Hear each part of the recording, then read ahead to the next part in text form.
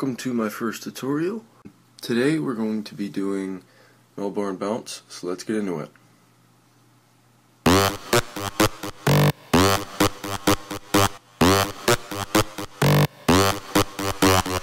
This is a sound that I made for my track called Let's Do It. Let's see, let's get into it here. As you can see, there's 4 different things here, but they're all pretty much the same noise, it's just timed a little differently.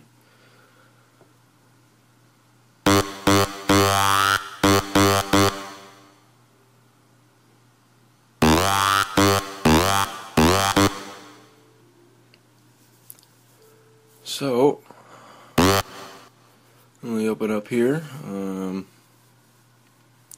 me condense all this. Okay, well, if you're using Ableton, these are my EQ settings. 10k hertz, 6.43 decibels, and 0.56 for the Q, 2.95 kilohertz, 0.48 decibel gain, and 0.71 Q, 224 hertz, 1.9 decibels, and 0.72 for the second band, and for the first band, 100 hertz, 3.33 decibels, and 0.71 for the Q. Now, if you are not using Ableton, I am very sorry to tell you this, but you can probably do it in any DAW, I just don't know what it would be called.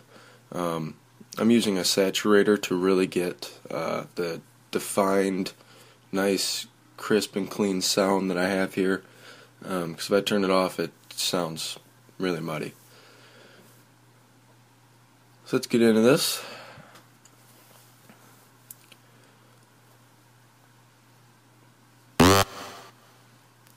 So your first oscillator, you're going to make sure you're at a bend plus, which using a square saw 1. Make sure you're at -24, and you're going all the way up to filter 1, and your amp, your intensity, and your wavetable position are all the way up. Let's hear what it sounds by itself.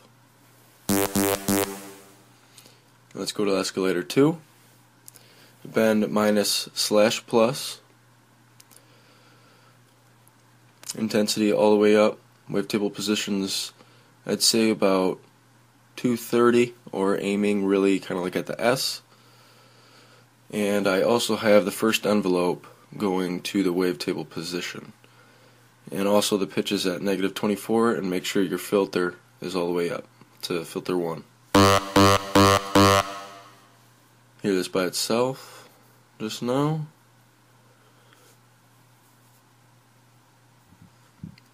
By the way, with the first envelope going around to the P, and then your decay is pretty much pointing at like the E or L,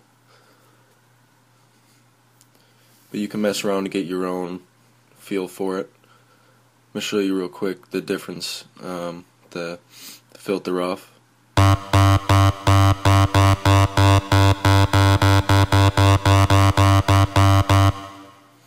Let's turn that back on.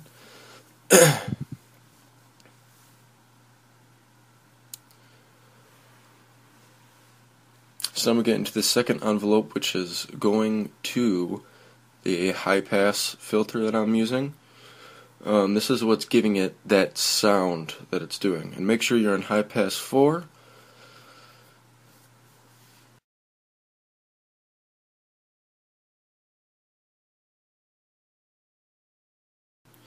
So then I took another modification and put it up to like where the O is, and I turned it all the way up.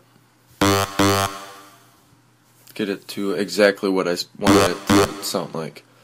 And then I also used the third envelope on the resonance, which is pointing at the Y, and then I dragged it down to about 9 o'clock. You make sure your levels are as so, like your attack all the way down, your first level all the way up, and your second level all the way down. But then in the fourth envelope, you're going to want to make sure your second level is all the way up as well. My first effects I used was the Bronner tube.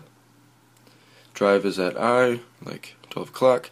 The dry and wet I would say is about like 9, maybe slightly less than about 9 o'clock. And I actually am not using dimension expander because it really ruins the quality. And a little boost on the high shelf, about looking at the F.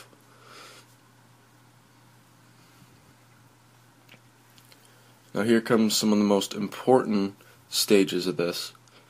Make sure that you're not doing any pitch cutoff. Just the pan position is halfway between mono and full inv, and make sure your unisono is at 2 because it gives it a nice full sound. And I'm also using mono rotate and legato triller to get it to slide. And make sure that your slide time is aiming at the I. Now here's the most important part of this whole thing. Make sure your restart via gate is on. And you can really move these things around and change a lot of different sounds.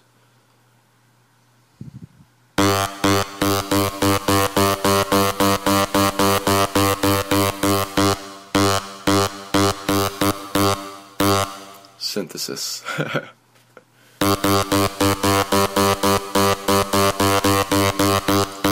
Just make sure you have them about that. You can always move them around and try to get your own unique sound.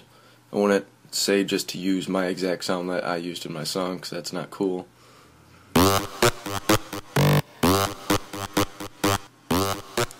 Thanks for watching, guys.